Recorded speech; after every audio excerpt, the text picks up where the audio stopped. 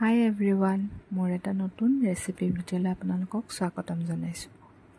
আহক আজি ডাল তড়কা বনাওঁ। ডাল তড়কাৰ বাবে মই গোটা মগু ৰাতিয়ে তিয়াই ৰাখিছিলোঁ। এতিয়া এইখিনি ভালদৰে ধুই এটা কুকাৰত 2 কিলা তেজপাত আৰু অলপ নিমখ লৈ পেলাই 2টা হুইচেল মাৰি ল'ম। আৰু এফালে মছলাৰ বাবে মই ৰেডি কৰিছোঁ এটা ডাঙৰ পিঁয়াজ, আদা নহৰু আৰু বিলাহী।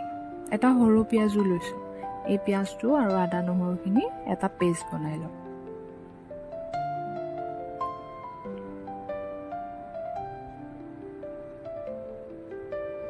এতিয়া এখন কেৰাহীত তেল গৰম হ'বলৈ দি ইয়াতে মই এখিলা তেজপাত এড কৰিছোঁ আৰু কাটি লোৱা গোটা পিঁয়াজখিনি যে সেই পিঁয়াজখিনি এড কৰিলোঁ। পিঁয়াজখিনি ৰঙচুৱা হোৱালৈকে মই ভাজি ল'ম, কালাৰ ভাল আহে।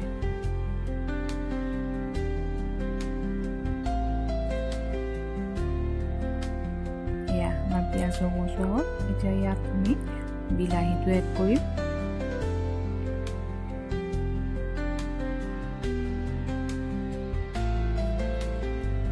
বিলাহীৰ লগতে মই হালধি, কাশ্মীৰী মিৰ্চ, ধনিয়া পাউডাৰ আৰু ঘৰতে গোটা কৰি লোৱা জিৰা গুড়িও এড কৰি লৈছোঁ আৰু অলপমান নিমখো এড কৰিছোঁ যাতে বিলাহীখিনি ভালদৰে গলি যায়।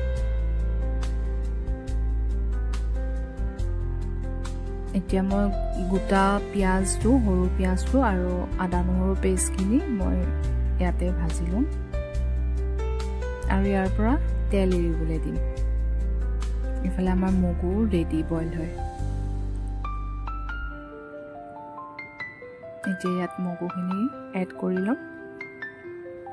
ডাল তড়কা কাৰ কাৰ প্ৰিয় বাৰু? ধাবাবিলাকত খাইছে নিশ্চয় আপোনালোকে। মোৰ যে বিৰাটেই প্ৰিয়। ৰুটি আৰু ডাল তড়কা আৰু একো নালাগে।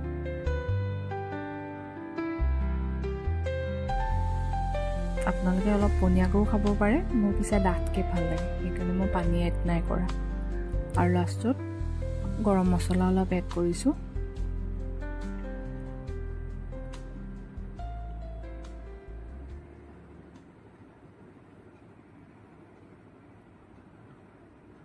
আৰু এড কৰিছোঁ মান ধনিয়া, গোন্ধটো বিৰাটেই ভাল লাগে।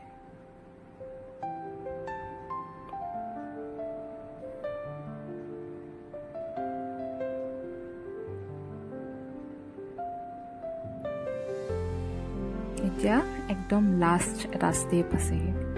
ঘিউ লৈছোঁ, কাশ্মীৰী মিৰ্চ লৈছোঁ, গোটা জলকীয়া লৈছোঁ আৰু এফালে কাষ্টুৰি মেথি লৈছোঁ। ঘিউখিনি ইয়াতে গৰম হ'বলৈ দি ইয়াতে এড কৰিছোঁ জলকীয়াকেইটা, কাশ্মীৰী মিৰ্চ আৰু আপোনাৰ কাষ্টুৰি মেথি অলপ এড কৰি লৈছোঁ আৰু এইখিনি অকণমান গৰম হ'বলৈ দিম।